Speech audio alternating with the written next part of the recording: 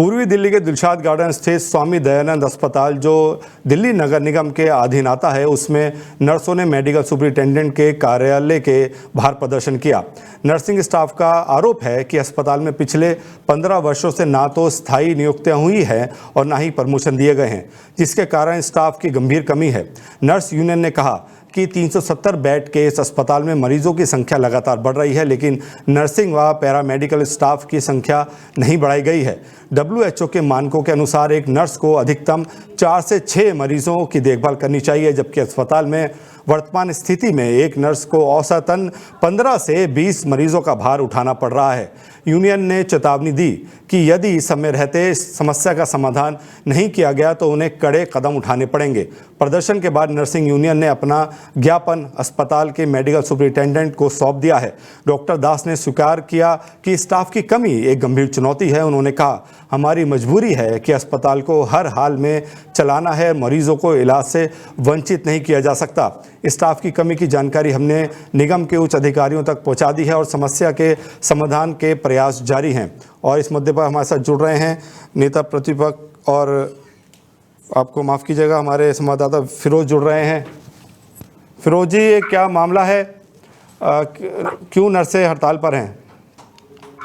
जी, देखा गया है, आपको बता दें कि एमसीडी के अंदर लगातार जो है जो भर्तियां हैं उसकी भारी कमी देखने को मिल रही है पिछले 15 सालों में, जिसका खामियाजा जो एमसीडी के जो अस्पताल हैं उनमें देखने को मिल रहा है।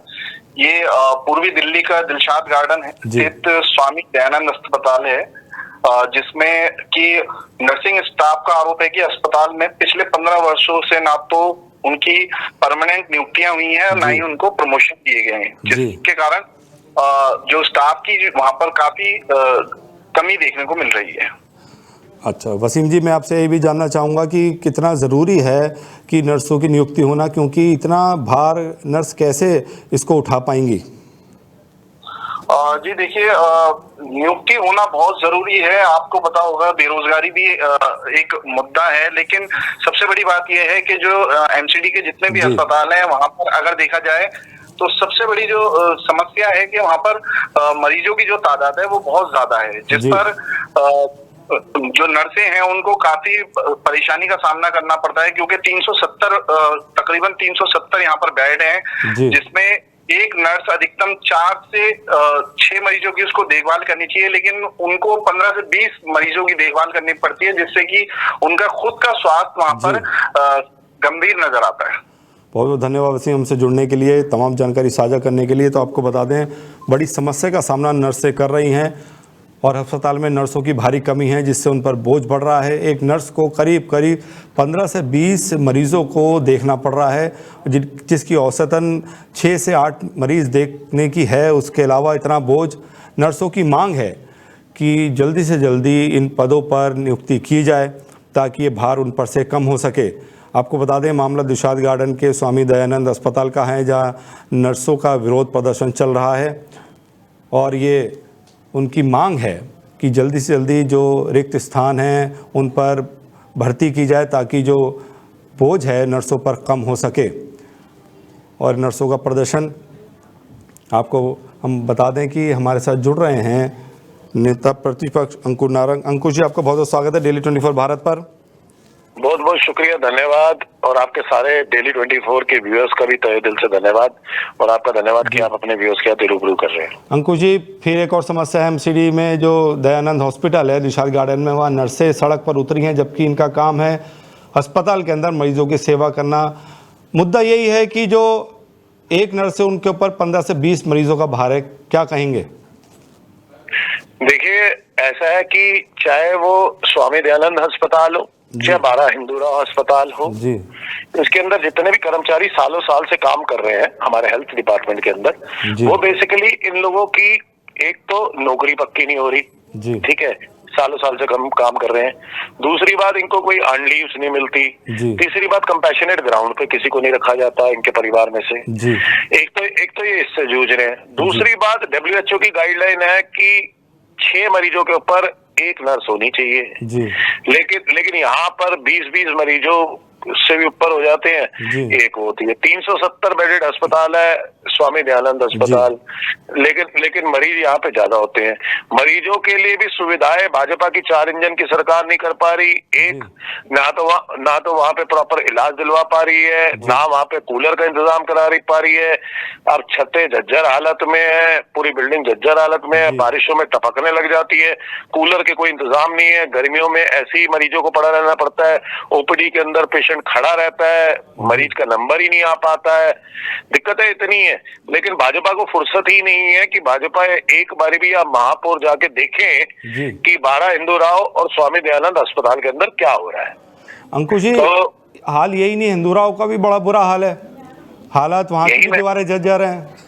तो ये मैं वही कह रहा हूँ, 12 हिंदू राव की तो ऐसी थी कि जिस कमरे में ओपीडी हो रही थी वही कमरा टपक रहा था जी। बाहर कूलर की कोई सुविधा नहीं थी, पानी पीने की कोई सुविधा नहीं थी, लंबी लंबी कतारें लगी हुई थी जी। और पेशेंट का नंबर आ नहीं रहा था, पेशेंट पसीने पसीने हो रहा था। कितने पेशेंट तो वैसे ही फेंट कर जाते हैं और कितने पेशेंट लाइन में खड़े खड़े ही गिर जाते हैं जी। तो दूसरी बात, दवाई दुरुस्त तरीके से मिलती नहीं है जी। तो मतलब ना तो पेशेंट को इलाज मिल पा रहा है, ना वहाँ के जो कर्मचारी हैं उनको पक्का किया जा रहा है जी। लेकिन हाँ, एक बात है, जो डॉक्टर इन दोनों अस्पतालों के अंदर लगे हुए हैं जी, वो सालों साल से लगे हैं जी।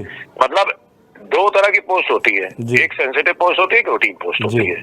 सेंसिटिव पोस्ट के अंदर एमसीडी के अंदर 3 साल के अंदर ट्रांसफर होनी चाहिए, ठीक है। लेकिन इन लोगों की और रूटीन पोस्ट में 5 साल के अंदर ट्रांसफर होनी चाहिए। लेकिन ये 20-20 साल से 30-30 साल से डॉक्टर यहाँ पे टिके हुए हैं, लेकिन डॉक्टर अपनी ट्रांसफर लेते ही नहीं यहाँ से, ना इनको करा जाता है यहाँ से ट्रांसफर। जो दूर किनार की आपकी डिस्पेंसरीज है एमसीडी की, वो खाली पड़ी हुई है। मतलब ग्रामीण इलाके के अंदर जहाँ डॉक्टरों की जरूरत है, जहाँ दूर दूर तक डॉक्टर नहीं है, वहाँ एमसीडी की डिस्पेंसरी खाली पड़ी है और ये डॉक्टर वहां पे जाने को राजी नहीं होते। लेकिन वही दूसरी तरफ जिनका, मतलब मैं ये साफ कहूंगा, कर्मचारियां जिनका शोषण हो रहा है, यानी कि वो इतनी बुरी तरीके से तो मरीजों को भी देखते हैं, पूरे उनकी देखभाल भी करते हैं, दिल्ली की जनता का भी देखभाल करते हैं, साथ में उनको ना तो वहां पे दवाइयां दुरुस्त तरीके से दी जाती है, ना उनको एनवायरमेंट दुरुस्त तरीके से दिया जाता है। सोचिए, मरीजों के लिए कूलर और पंखे नहीं है तो कहां से नर्सों के लिए भी कूलर और पंखे होंगे। और उसी एनवायरमेंट में काम करना, छत्तें टपकती हुई हैं उसमें काम करना। मैं तो ये सच बता रहा हूँ कि आपको कि ये नर्सेस मतलब अपने देश के लिए त्याग कर रही हैं और अपने देश के लिए काम कर रही हैं। लेकिन शर्म आनी चाहिए भाजपा को, शर्म आनी चाहिए महापौर को, शर्म आनी चाहिए इनकी दिल्ली सरकार को कि आने के बाद भी अब ये 3-4 इंजन की सरकार है। अब केंद्र में भी यही है, दिल्ली में भी यही है और एमसीडी में भी यही है, एलजी विंग का अपना है। तो अब तो इनको ना फंड की दिक्कत है, ना किसी चीज की दिक्कत है, लेकिन इनकी तरफ से कोई प्रपोजल नहीं आ रहा, कोई कुछ नहीं आ रहा कि एक इन नर्सिस को पक्का कैसे करोगे। दूसरी बात, जो मरीज वहां पे आते हैं उनको दुरुस्त एनवायरनमेंट, पंखे, कूलर, पानी, दवाइयां कैसे दोगे, उसके बारे में भी इनके पास कोई प्लान नहीं है, ना कोई चर्चा करते हैं। अंकुश जी, मैं एक आपसे बात जानना चाहूँगा कि सरकार आपकी भी रही है और सरकार अब बीजेपी की भी है, लेकिन एमसीडी को लेके हमेशा से जो उसकी दशा है, चाहे अस्पताल लीजिए, फंड की हमेशा से यही दशा रही है। ऐसा क्यों है, एमसीडी की तरफ ध्यान क्यों नहीं दिया जा रहा और फंड की कहाँ दिक्कत है? देखिए, इन्होंने एमसीडी के अंदर आपको याद होगा 2022 में इन्होंने गवर्नमेंट को हटा के सेंट्रल गवर्नमेंट कर दिया था जी। इन्होंने केंद्र को सारी ताकतें दे दी थी। तभी नॉमिनेटेड काउंसलर वाला भी जब हुआ था तो इन्होंने कहा कि जी केंद्र के पास ताकत है तो केंद्र एलजी खुद बनाएंगे नॉमिनेटेड काउंसलर। तो मैं आपसे कह रहा हूँ कि दिल्ली सरकार के पास दिल्ली सरकार का बजट होता है, लेकिन आज तो केंद्र भी इनकी है, दिल्ली सरकार भी इनकी है। मतलब 7 के 7 सांसद अगर दिल्ली के हैं तो वो भाजपा के हैं, 70 में से 48 विधायक है तो वो भाजपा के हैं, एमसीडी के अंदर भी भाजपा बैठी है। तो अगर यहाँ पर तीनों जगह पर बैठी है तो चलो, हमारे टाइम पे तो फंड केंद्र से नहीं आता था, एलजी से लड़ना पड़ता था। ये कहते थे ना कि अगर ये तीनों जगह पे आ जाएंगे तो दिल्ली के अंदर रफ्तार बड़ी तेजी से चलेगी विकास की। वो विकास कहाँ पर है, किस जगह पे है? दिल्ली सरकार के अंदर या दिल्ली सरकार के महकमों में, उनके कामों में कोई विकास दिखा नहीं। जल भराव दिल्ली के अंदर भर भर के हो रहा है। बाढ़ आई इस बारी दिल्ली के अंदर, मुख्यमंत्री कहीं दिखी नहीं, महापौर कहीं दिखे नहीं। साथ में डेंगू, मलेरिया, चिकनगुनिया इतनी तेजी से बढ़ रहा है, मुख्यमंत्री कहीं दिख नहीं रही, महापौर कहीं दिख नहीं रहे। इनके पास कोई प्लान नहीं है उसको रोकने के लिए।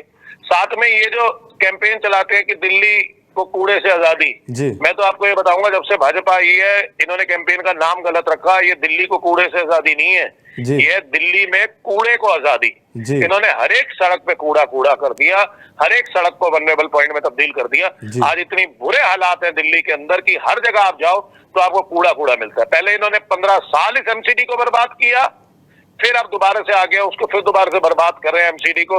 अब तो कहीं से इनके पास कोई रीजन ही नहीं होना चाहिए। इनको तो केंद्र सरकार से तुरंत प्रभाव से जी। बजट लेके आना चाहिए और बजट लेके एमसीडी की दुर्दशा को सही करना चाहिए। अंकुश जी, जब इतनी पोस्ट खाली है नर्सिंग की तो कॉन्ट्रैक्ट पे भी तो रख सकते हैं। 100% रख सकते हैं ना, ये कॉन्ट्रैक्ट पे रखना चाहते हैं ना ये पुराने को पक्का करना चाहते हैं। जी।